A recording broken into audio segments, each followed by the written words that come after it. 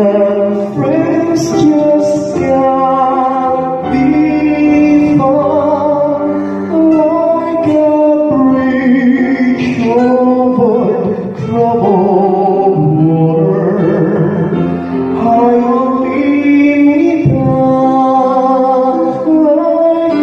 masabi na, isa rin si Father sa mga blood control ng buhay ko. And yes, isa rin ako sa mga tao na experience ng paghihirap. Nandun yung pagiging broken family father. Broken family ako ever since na naging sakristan ako, lola rin naging kasama ko. Isa rin siya sa mga blood control ng buhay ko. Na-experience ko sa buhay ko. Na-realize ko na kahit na pala ganun, bibigyan ka ng Diyos na yun yung tinatawag ng blood control.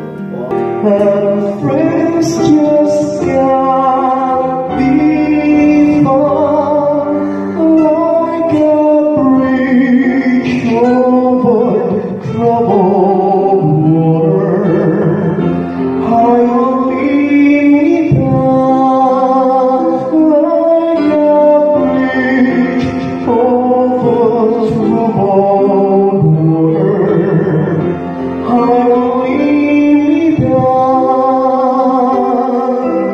Flood control. Napapanahon po itong pamagat natin ngayon sa linggong ito sa napaka-challenging na panahon sa ating bayan na hinaharap natin itong napaka-hot issue, itong corruption. No? At sa nakaraang linggo lamang, nakalipas na linggo lamang, nandun na ating mga kapatid, talagang sinusulong nila ang accountability ng ating mga kapatid na naging sanhi dito sa matinding corruption na nangyari sa ating bayan. Bago po ang lahat mga kapatid, welcome to the Music of the Gospel Sunday Reflection. At bago ang lahat, maraming salamat sa walang sawa na pagbabahagi, nagko-komento, nag-like sa Music of the Gospel Sunday Reflection.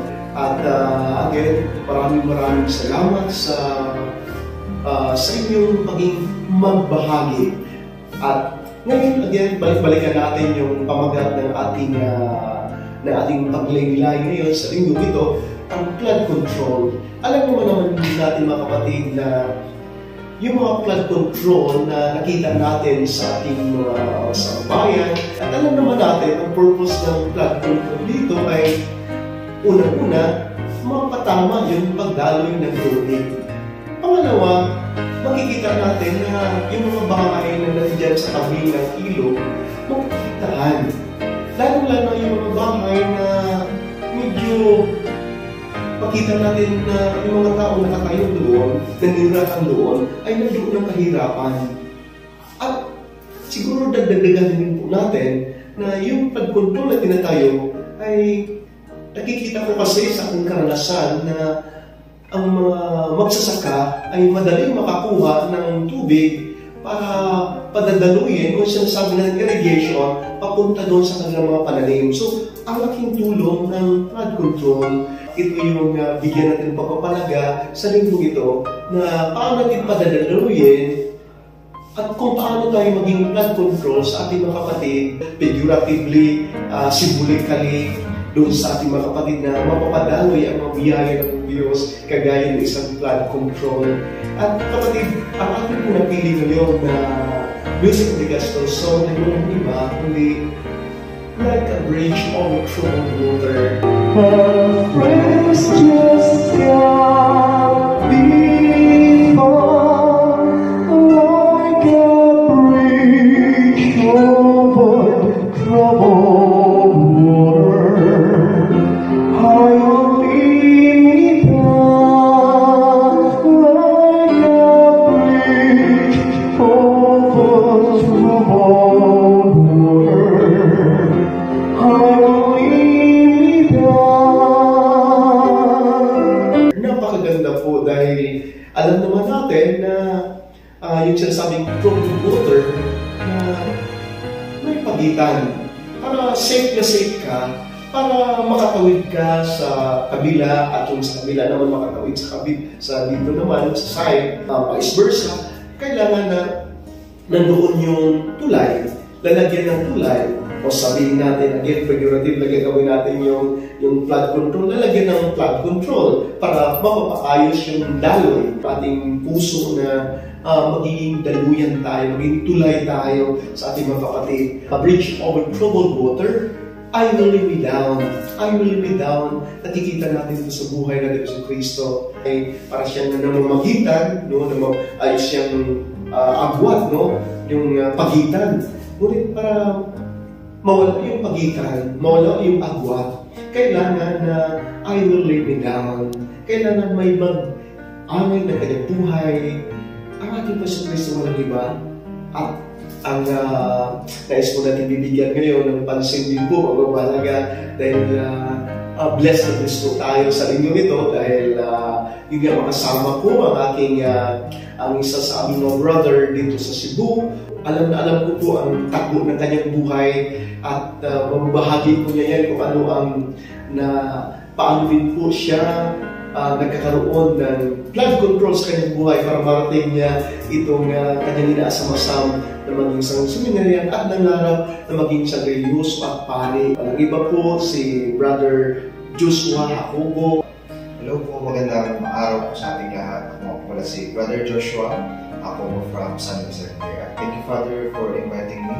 And this is a big opportunity for me po dahil yun nga, pinag-usapan natin itong napakalaking issue ng flood control. Isa rin po ito sa pinag-uusapan namin nung nag-aaral po ako sa education kasi ako po isang social studies po. So isa po ito sa issue na kailangan natin bigyan ng pansin. Dahil ang nakatulog ko dito yung ating mga kapatid na naghihirap. Wow! Binibigyan mo ng striking point yun. Ang flood control na ito ay nakatuon po ito sa ating mga kapatid na naghihirap. No? Yung talaga yung purpose mo talaga dito una na lalagyan ng flood control, itong ilog na ito, kahit paman siya ay hindi nagkakaroon ng baha, huwag kailangan. Hindi natin hintayin na magkaroon ng baha para magkaroon ng matinding ulan at magbaha. Huwag natin hintayin yun. Baka yung mga kapatid natin ay masira yung kanilang pananim o kaya ma-endanger yung buhay nila. Kung yung mga takalan nila masasira. So, nandun yung flood control para talaga po sa ating mga kapatid, lalo sa mga naghihirap sa mga kapatid. At yun nga, Brother Joshua, no? At makikita natin kung ano ang kahalagahan ng flood control na sa buhay din po ng tao, sa atin, ano? Saan man tayo papunta, no? May mga sitwasyon, palagay lang natin, figuratively, ano, na tayo din po ay pwede tayo magiging flood control sa mga kapatid natin. No? At nakikita ko yun sa buhay mo, Diyos mo, napakikwento ng Diyos sa buhay mo. So, yun nga po, si Father is aking former parish priest. So, talagang bata pa lang ako, alam niya na kung ano yung mga naging agwat dun sa buhay ko, o yung mga paghihirap ko. And pwede ko masabi na, isa rin si Father sa mga flood control ng buhay ko. And yes, isa rin ako sa mga tao na experience ng paghihirap. Nandun yung pagiging broken family, Father. Broken family ako ever since na naging sa Islam ako, lola rin naging kasama ko. Isa rin siya sa mga flood control ng buhay ko. And ayun na, habang may agwat sa pagitan ng paghihirap at yung paglilingkod, makikita natin yung pagpasok ng Diyos sa buhay natin. Kasi kapag grade 3, grade 4 pa lang ako, nagsusulat ako, talagang nagsimula na yung paghihirap ko, magkakaroon ng agwat ko sa society kasi nandun yung judgment, nandun yung mga agam-agam na hindi ko to kaya, wala itong mapupuntahan itong batang to, yung mga ganun. Dahil isa sa mga point talaga nito is makikita natin na napakalaki ng agwat kapag mahirap ka. Talaga makikita mo po na kapag mahirap ka, ito ka lang. Hindi ka masyadong kilala, walang makaka-acknowledge sa'yo, walang makaka-appreciate ng presensya mo. Na-experience ko sa buhay ko, na-realize ko na kahit na pala ganun, bibigyan ka ng Diyos na yun na tinatawag ng flood control. O sinasabi mo na may mga tao sa buhay mo na nagiging flood control. So, at alam mo, pwede pala nating masasabi na yung mentality ng mga tao, yung perception nila, yung bias nila na sinasabi mo na sinabihan ka na ano kayo naman pala ng batang ito na wala na mga magulang, no? Lula na lamang, kanyang lula, talagang nakita nila ng Joshua, talagang nakita yung hirapan ng lula mo rin, no? Nakita yung hirapan ng lula mo na talagang yung bahay na, no? Talagang siya na lang mag-isa doon, no? Nandun ka, maliit pa lamang, no? At yun pala yung naging abot din, yung perception ng tao, na binilagyan nila ng agwat. Instead na tanggalin nila yung agwat at tutulungan ka, iangat yung buhay mo. Sabi yung sinasabi mo, may maraming tao na nagdududa sa'yo. Pero may mga tao din na sinasabi mo naging non-control sa buhay mo. Napakarami nila. Actually, Father, ever since na pumasok ko sa pagsaserve sa ating parokya, unti-unti po dumadami yung paglamit ng mga blood control sa buhay ko. At hanggang sa makatapos po ako, hanggang sa nandito ako sa seminar, patuloy pa rin po yung blood control sa buhay. Alam mo, napakaganda din kung titingnan natin yung blood control Joshua. Yung mga taong nagtatayo, nagiging blood control sa buhay natin, walang ghost blood control o walang substandard. Nakikita natin na talagang napakonkrito pala. Yung mga tao pala, pag hindi substandard, yung blood control, hindi ghost yung blood control, makikita natin yung bunga. Makikita natin yung kung ano nang tinatayuan natin ngayon. At yung mga tao na nagsasabi na hindi naniniwala sa kakayahan, yun yung mga ghost, yung mga substandard na isipan, no? Nag-iisip. At kung may hambing natin ngayon sa kasalukuyan ng Panginoon Joshua, ito sa corruption na ito, yun nga, yun yung mga tao na ghost ang kanilang isipan or substandard ang kanilang attitude nila, no? Dahil sa substandard at ghost ang kanilang attitude nila, kahit nakita nila na nandiyan ang kahirapan ng mga kapatid natin, lubog sa tubig, no? O sa baha itong mga kapatid na ito, nahirapan maghanap buhay, no? Hindi makakatulog, no? Paggabi, pag umuulan na, natatakot na, nagkakaroon na ng trauma, no? At hindi ito nakikita. Ito yung isipan na ghost na mentality, ghost na attitude, o substandard na hindi totoo, fake na fake ito. No? At ito nangyari sa atin ngayon kasi po yung panahon dahil maraming fake attitude, grabe ang corruption. Nagtayo sila ng blood control sa casino, no?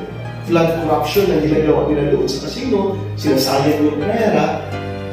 Ngunit yung mga tao, habang sinasayang yung pera, grabe ang paghihirap ng ating mga kapatid. Maraming pagkakataon na may experience mo sa akin. But ang kagandahan din kasi din sa atin, sa San Jose, is ma-feel mo yung katotohanan na although siguro may mga tao na nag-take advantage ng tiwala ng mga tao, is makikita ko pa rin yung kahit uunti or iilan sa mga tao yun na patuloy ang pagbibigay ng suporta at pagtulong. Lalo na yung iba sabi natin ghost or substandard, and yung iba naman siguro masasabi natin na solid talaga.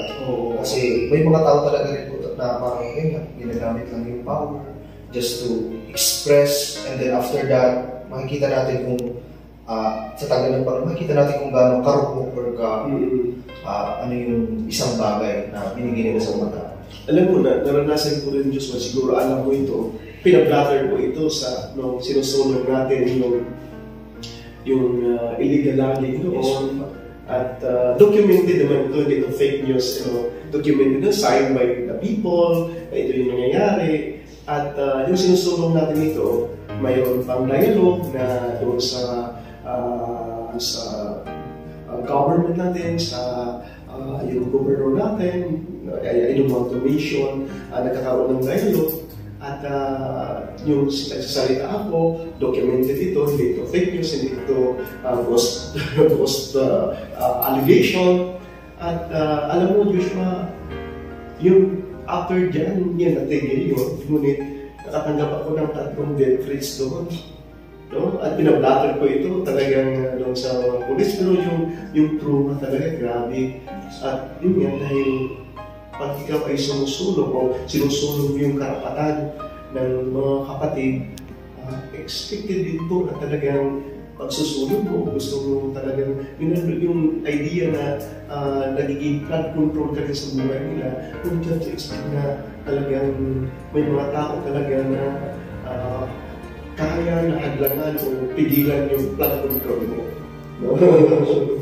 At ngayon, Joshua, ihambing natin ito sa Ebanghelyo natin. Napakaganda yung Ebanghelyo natin, imagine, pinapakita doon yung agwat, no? Yung agwat, yung pagitan ng pinakamayaman, no? Dahil nagsuot pa siya ng purple, yung violet, no? Dahil nung una kasi, pinapakita, magsuot ka ng violet, talagang fine linen pa, no? Na talagang sila lang may karapatan na mga mayaman din magsuot ng ganung mga kulay, yung napaka-espesyal. Itong taong ito sa ating pamilya, napakayaman yan. At saan sila sa loob, nakalagay o saan siya doon nakita ng mayaman, doon sa pintuan.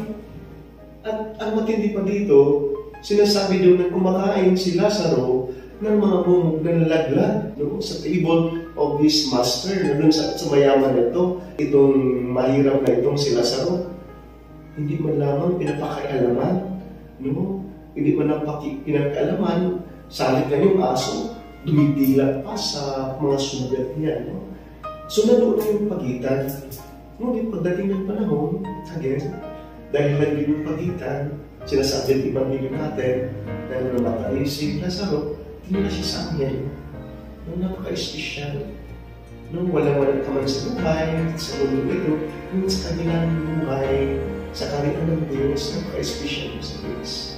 No? Ito naman mayaman, kung gumawa siya ng hadlang o gumawa siya ng pagitan, siya lang yung talagang gumagawa ng agwat dito.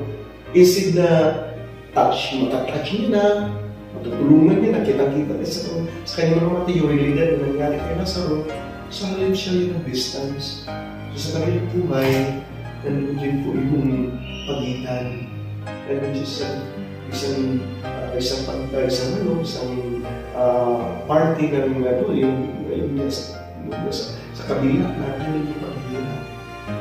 Yun nga, Father, kung narinig ko itong gospel na to, makikita natin kung gaano kalayo yung pagitan ng mayaman at ng mahirap si Lazaro. And after ng ganung paghihirap ng pagitan na yun, makikita rin natin yung pagitan ng dalawa sa kabilang buhay.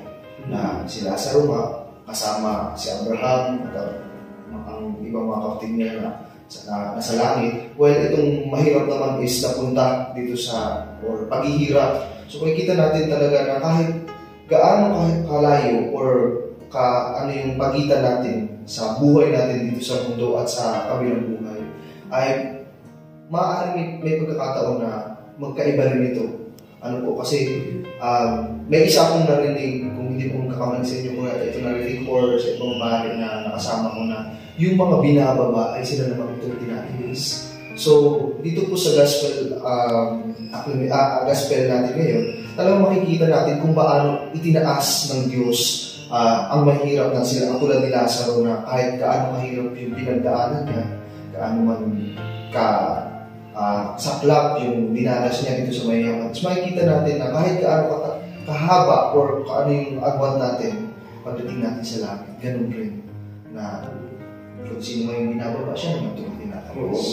Yung baga yung sa song natin, Music in the Gospel song, Bridge Over Troubled Water, na sinasabi ko na Bridge Over Troubled Water, I will lead you down. Na nandoon yung tinding agos ng tubig, no? The troubled water, na pwede natin yung masasabi na yung pamamagitan, no? Sa atin, yung kasalanan natin, no? At kailangan, para makatawid tayo sa ibayo, sa isang party, kailangan somebody will lay down. At walang iba kundi tayo na si Kristo. Sa pagmamahal ng Diyos, sabi nga ng that is thing, for God so loved the world that He gave His only Son, para maging tulay natin. Tuloy down, kahit pa sa taas ng krus, yung krus na yan ay simbolo ng tulay na tayo dumadaan. At dito makikita natin na ganun po sana doon sa mayaman na isip gagamitin niya yung yaman na yun para maitawid o maganda, maging flood control siya doon sa buhay ng maghirap ito na si Lazaro. Ang ginagawa niya tuloy, mas malayo yung pagkakuha. Mas siya mismo ngayon ang nagdidistansya. No? Para bagang naging sakim siya na when in fact yung yaman na yun, hindi pa kadaloy sa kanya. Kagaya ng isang flood control na dumadaloy ng maayos yung tubig. Na yung corporal work of mercy. Napakaganda yung corporal work of mercy dahil mahambing natin ito sa mayaman din, no? Dahil sabi ni Jesus, gutom ako, hindi mo lang niya ako binibigyan ng pagkain. Nauha ako, hindi mo lang niya ako binibigyan ng mainom. Nakukulong ako, hindi ako dinadalaw. Hubad ako, hindi ako binibigyan ng namin. May sakit ako, hindi ako dinidalagaan. Sabi naman ng mga kalagat, kailan ka nakikita namin ni Jesus na gutom ka, hindi ka namin pinapakain, uhaw ka, hindi ka namin binibigyan ng tubig, ubad ka, hindi ka namin binibigyan ng damit, hindi ka namin pinagamitan. Sabi ni Jesus na pag ginagawa niyo ito sa kanong mga tao, kagaya ng Lazaro, yung ginagawa niyo ito sa akin. At ganoon din kung ikaw ay nagpapakain, no? Pinugutan ako, pinapakain niya ko. Paano ang yaman natin, ang mga biyaya natin, maging nagpunto sa ating mga kapatid para makikita nila ang Diyos na dumadaloy yung kita lang ng Diyos na gumagabay sa kanila, nakasama nila ang Diyos. Sa halip, yung mga kapatid natin na hawag lang ang gabay ng kanila, tuloy may mga katanungan sila sa buhay. Ganun ba ng Diyos? Dahil tayo lang mismo, dahil gumagawa tayo ng pagitan, tuloy magtatanong na parang wala yata ang Diyos. Maganda, Father, yung sinasabi mo kanina na may mga tao na tinatanong kung may Diyos ba. Kumadaling na rin po sa point ng buhay ko na tinanong ko rin yung sarili ko kung may Diyos ba. At sa maraming pagkakataon na yun, unti-unti kong nasasagot yung mga katanungan na yun sa pamamagitan po ng experience. Dahil hindi mo naman masasagot agad yung katanungan na yun. Tinanong mo ngayon, bukas nandiyan na. Kasi gaya pa po ng mga naririnig ko at mga nababasa ko na hindi naman ganun kadali na kapag nagdasal ka ngayon, bukas nandiyan na agad. Minsan kailangan rin may kasama na gawa ng tao. Which is hindi na napapansin ko ngayon sa issue natin ngayon at sa gospel natin. Kung mapapansin natin, sa dami ng issue at problema ng ating bansa, siguro may mga tao na nagtatanong, nasaan ba ang Diyos?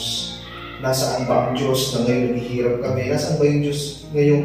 Yung mga tao ito nagsasaya sa paglustay ng pera namin habang kami naghihirap.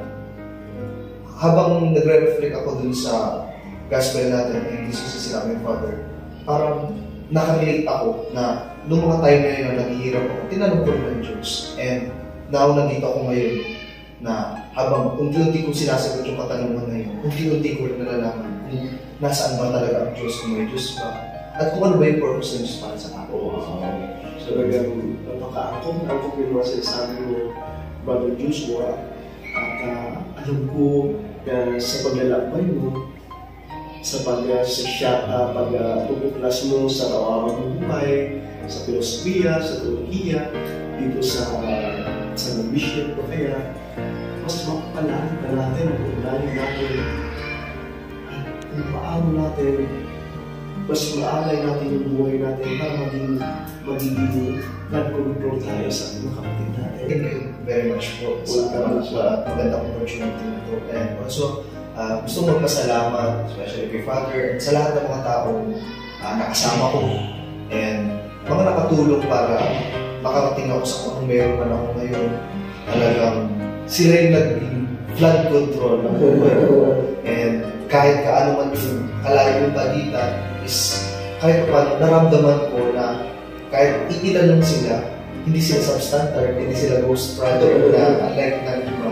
And I'm proud to say na talagang itong mga tao ito hanggang ngayon sa mukasyon ko na patuloy ko sila magdarasal, patuloy sila magsusuporta sa akin. And especially sa inyo rin, Father, maraming salamat.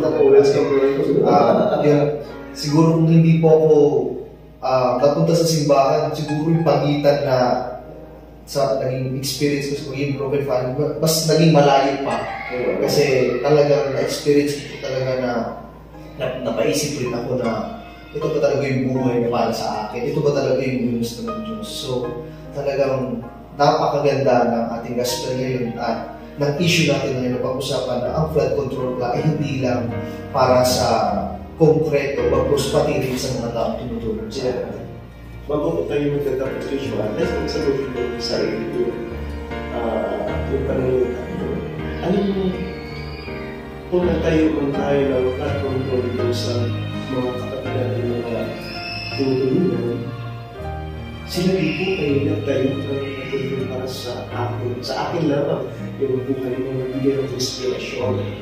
So, please keep on thinking na yes, nakikita ko yung mga tao na nagigabay mo, nagtatayo ng mga control. At the same time, nagawa ka yung mga control sa akin na ma-realize namin na hindi nakikita ng mga sa iyo.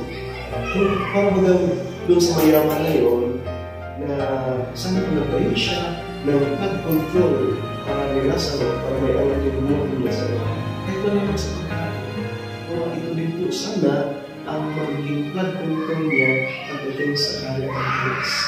At itong hamon sa atin, yung music na gospel song na like a bridge over troubled water, I will lay me down. At tayo lahat ngayon to lay down para sa ibang kapatid natin. The music of the gospel, the song, the reflection, the Father, the Son, and the Holy Spirit. Amen.